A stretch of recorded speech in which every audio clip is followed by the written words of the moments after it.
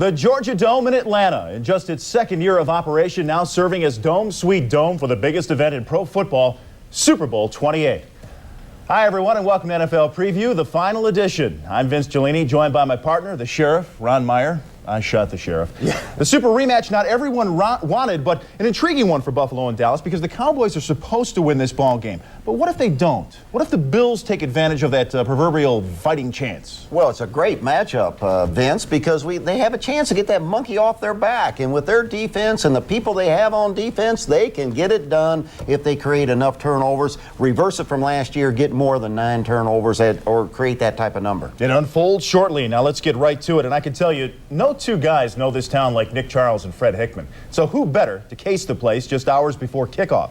We begin with Mr. Hickman at the Bills Hotel and word on Buffalo's mindset before their 4th Super Bowl at-bat. Freddie, what's up? Well, not much, Vince. It's all calm around here. Folks are having brunch, Tuxedo Junction's playing soft music. It seems as though everybody around here wants to catch a little bit of amnesia.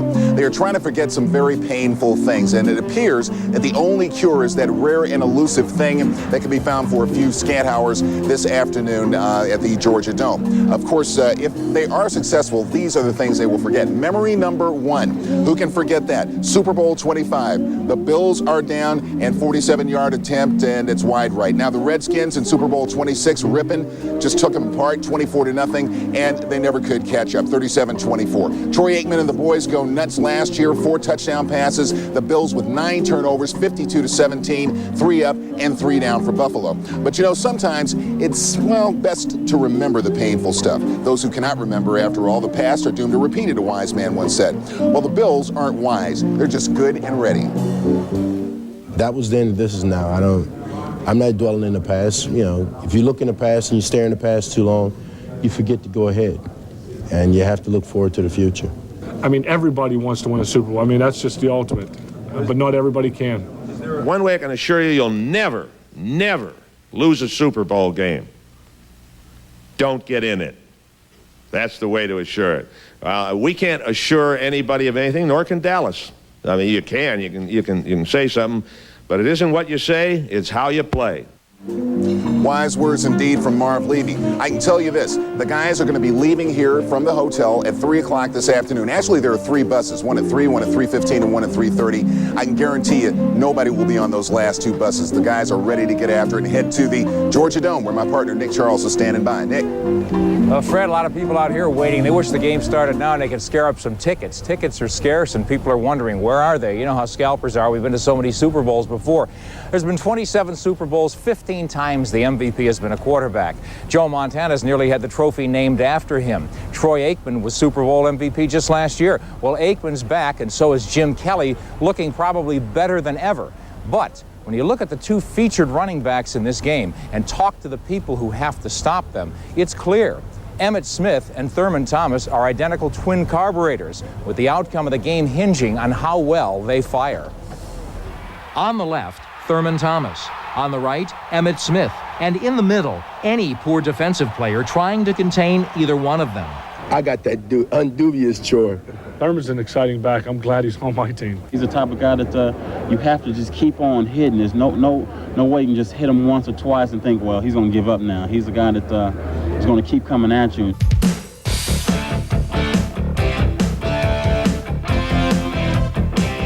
But don't forget the flip side.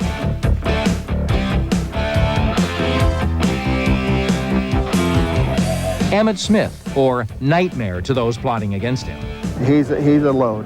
You know, I wish I had a real good answer for you on how you stop Emmitt. You're looking at a great back, in my opinion. You're looking at a back a lot like Thurman Thomas that has a drive that burns inside of him that says, I got to get there.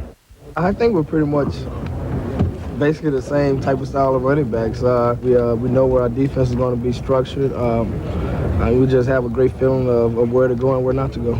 Oh, before we forget, Smith is the guy who led the league in rushing for the 3rd straight season. And that was after sitting out the first 2 games, both of which the Cowboys lost. What Emmett did for our team, he brought us back from the dead, man. But without a big game from Thomas, the Bills are almost certain to go 0-4 in Super Bowls. As I go, the Buffalo Bills go. But if our offensive line is playing real well, I mean, everybody's going to be going. You make things out of nothing sometimes. You make gains when there's nothing there. How does that happen? I have no idea how that happens. But on the other hand, that Dallas dynasty may be dead if Smith doesn't deliver. Well, that's a matter of opinion.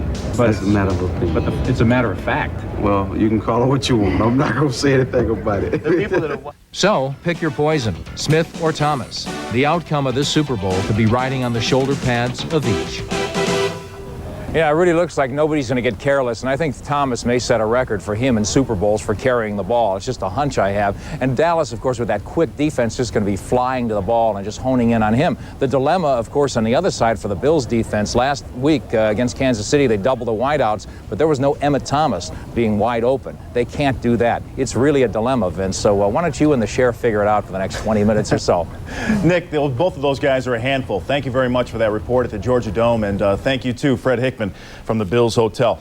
Nick makes great points when he talks about Emmett and Thurman, and they're almost interchangeable. It seems as though you could plug one into the other's offense and he would be just as effective. Do you agree? Oh, exactly, Vince. I tell you, you talk about clones. These guys are clones, and they're the perfect running back. You know why? They're short in stature, but have these great legs under them, and they just dart out from behind those big linemen that both teams have. They just, and all of a sudden they're into your backfield, and you can't catch them. And they're both competitive and really tough. They play hurt. I love these two guys. Now let's take a look at these two players by the numbers. And when Thurman Thomas is bottled up, so is Buffalo. 5-4 when he's held to under 100 total yards, but a perfect 9-0 when over the century mark. This is also the Dallas story. The boys are only 3-4 when Emmett is under, but 11-0 when over and above 100 yards. We'll take a look at it another way. Dramatic differences in Thomas's average in 14 Buffalo wins as compared to 4 losses. Ditto Emmett, who was unstoppable in 14 Cowboy victories, but invisible when Dallas went down in defeat. Ron, Dallas offensive coordinator Norv Turner talks about just getting Smith in open space with the football and letting him work. What does he mean? Well, this is key for the Dallas offense. First, they like to get this guy up into the line of scrimmage on passes out of the backfield. And right here you see him positioned back here. This is straight drop back. There he is on a linebacker, a quick head fake, and out in the flat. Now, watch that. Break that tackle, and here's where he's deadly. A leg whip doesn't even bring him down. And that's those big plays. That's what Norv talks about, in getting one-on-one with the linebacker in the passing game, and then you got Thurman, and that's one-on-one with a defensive back. In the rushing game, Nick, Vince, you want to get this guy on those defensive backs in one-on-one like Thurman did right there and scoot into the end zone. In the passing game, get him one-on-one with linebackers. Neither one can handle him. Well, there's no question. You ask any defensive player in the Super Bowl, they say it begins and ends with numbers 34 and 22. And boy, we have a lot to talk about coming up on the show. The Super Bowl setup continues on NFL Preview in just a moment as we move closer to the Roman numerals. The Bills and Cowboys knocking heads under the Georgia Dome roof. And Jimmy Johnson's excellent Atlanta adventure is coming to a close. I don't want to go to some dinner party with some lady with a big bouffant hairdo, and she's asking me, what my quarterback's name is, All right, I've got a dinner engagement with some bouffant lady. For the first time, the city of Atlanta plays host to a Super Bowl. A high-voltage week in Dixie, and never a dull moment with Jimmy Johnson, who informed the media that they, too, are coached. I don't talk to you. I talk to our players. I talk to our fans. I talk to our team. Occasionally, something goes to the other team. In my opinion, and no offense, because all of you are fantastic people, I'm sure, but I talk through you, not to you. Well, know this. There is a purpose in everything Jimmy Johnson says or does. Some people find him as irritating as the prodigy guy. Others respect the confidence and cockiness he's instilled in his team. All things considered, Johnson may have done a better job this season than during last year's championship run. All right, Larry. Making plays now. Making plays. Be sharp. Jimmy Johnson will accept nothing less. Yet this year, the perfectionist found himself in several imperfect situations. 0-2 while Emmitt Smith held out, overcoming injuries to Troy Aikman, and a 2-game slump capped by Leon's blunder. All the while being compared, perhaps unfairly, to last year's title team. You didn't have the expectations a year ago as what we had this year. This year, we still have to answer when we win by a couple of touchdowns. Well, there's something wrong with this football team. They're not as good as last year's Super Bowl team. Yet Johnson was at his best. The glue of a Cowboy team that stayed focused and motivated. their driving force. This song right here is always the key for me. This one's what gets me going. I love this song too. Oh, man. Like Coach Johnson says, he wills us to do it. It was a test of wills through Johnson's first 26 games as Cowboy coach. Since then, a winner in some 75% of his ball games, including his called shot against the 49ers. We will win the ball game, and you can put it in 3-inch headlines. We will win the ball game. That proved to be another facet of Johnson, the psychologist. The difference between this psychologist and the other psychologist is he ain't playing the mind games. He telling you the truth. And see, that's where a lot of people can't understand him, is he deal more in reality. I try to be honest in my comments, and I try not to give you the standard coach replies. I really do feel sometimes he wish he can get his old ass out there and play with us, but he just can't. You know, I mean, you just sit on the sideline and instruct us and tell us where to go, but you can't come out here. Just as well, Johnson does his best work outside the lines. Oh, some heartfelt words from Michael Irvin. You know, earlier we talked about the similarities between Emmett and Thurman, but really opposite ends of the spectrum with the head coaches, Levy and Johnson. Oh, they are, Vince. You know, you have a screaming eagle in Johnson. You got the wise old owl in the professor in Marv Levy. But really, when you look at it, a lot of similarities. You've got they're intelligent, they're driven, they're smart. These guys are earned their way, and they're excellent X and O coaches. They know the game inside and out. So more similarities than the outside appearances make them believe. Well, something different for Levy, breaking tradition this year and posing with the Vince Lombardi Trophy for the first time in 4 Super Bowl trips. Who knows? It might be good luck this time. But one thing about both Levy and Johnson, Ron, the players love these guys, love to play for them. Well, I tell you, one will go, like you take Johnson, they'll run through a brick wall for him. Now, Levy's guys, he may talk them around, but this guy is a fun-loving, big guy. Watch him slap old Michael right here. Bam! They like this type of thing. He'll be a player with these guys, but then he's intense and he's driven. All right, we'll see who wins this matchup, the professor or the psychologist, a real meeting of the minds. Well, you are looking live now at the Georgia Dome, and coming up, a strategical breakdown of Super Bowl XXVIII from top to bottom.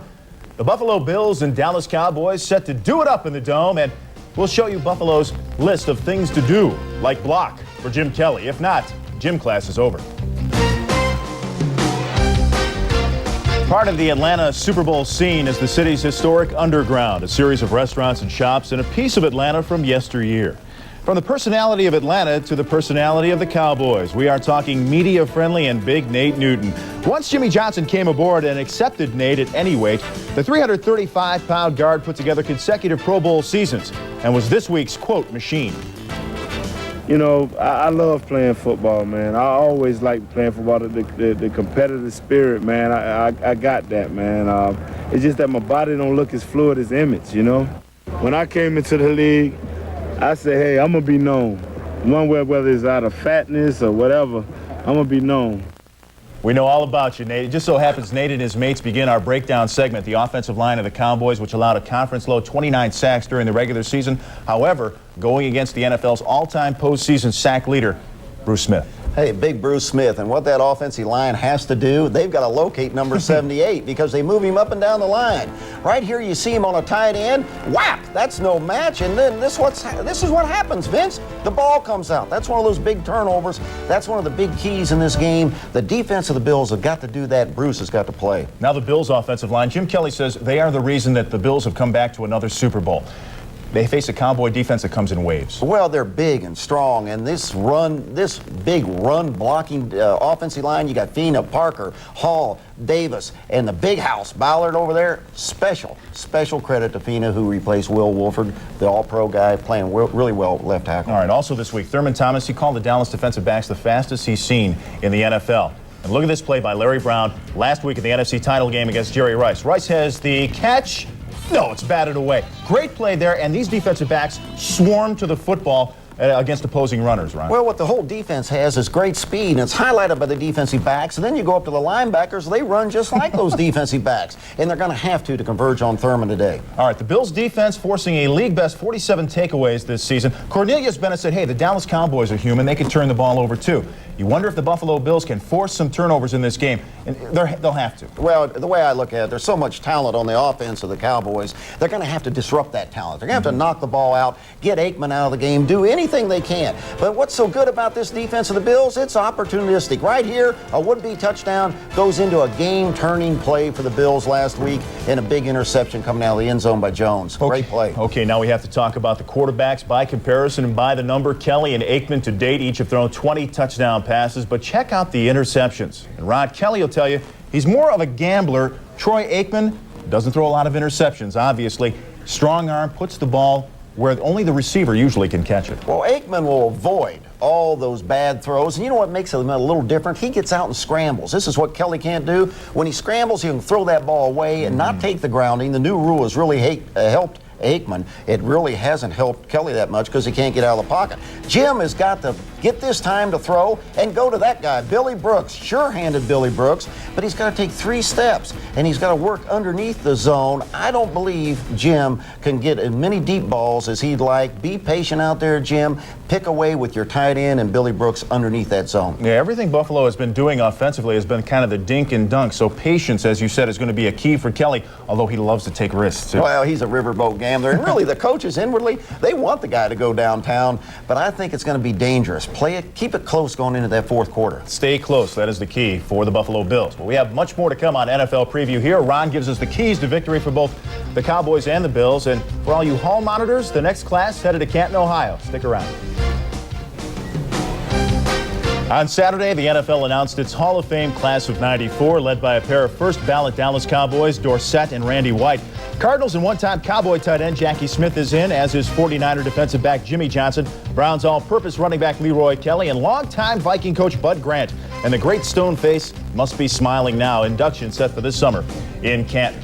Now the keys, please. Ron Meyer's keys to victory for both clubs, and we'll start with the Dew Bills. Well, the keys, I think, and let's start with the Bills first, because we got to keep Thurman Thomas rushing that football. He has got to go pound it up in there. Then you jump down to protect Jim Kelly. He cannot sit back there and peel and eat that football. He's got to get it out. Last but not least, don't give up the big play, Vince. Don't say, here we go, syndrome again, because this could happen early.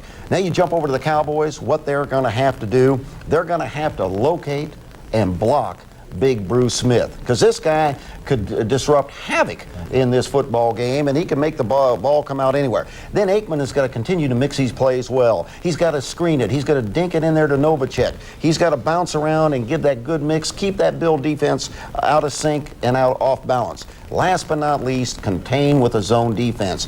Keep Thurman under control. If Thurman gets out and gets loose, it's going to be a long day, and revenge could be the factor, and it could creep into this. Keep that big guy, 34, under control. And you'll give us a Super Bowl pick now? Yeah, you want it? Yes. How about that's why I asked. How about 38-17? Cowboys again, give the points. Don't worry about it. The boys are just too talented. I just hope we don't see a blowout. I'd like to see a good competitive game. Listen, before we go, as you probably know at home, Ron Meyer is leaving CNN Sports after a 2-year hitch with us to coach the CFL's Las Vegas Posse. And before you head to the desert, Ron, we put together this little tribute.